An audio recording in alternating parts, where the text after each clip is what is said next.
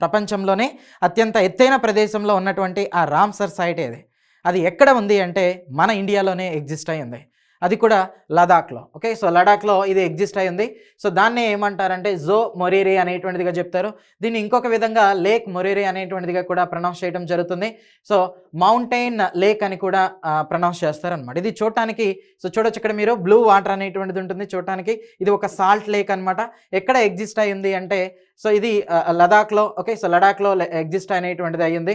Next ఇది ఎంత ఆల్టిట్యూడ్లో ఉంది అంటే 4522 మీటర్స్ ఆల్టిట్యూడ్లో ఎగ్జిస్ట్ అయ్యింది అనమాట. ప్రపంచంలోనే అత్యంత ఎత్తైన ప్రదేశంలో ఉన్నటువంటి ఈ వెట్లాండ్ ఏది లేదంటే రామ్సర్ సైట్ ఏది అంటే జో మొరీరీ అనేటువంటిదిగా కన్సిడర్ చేస్తాం.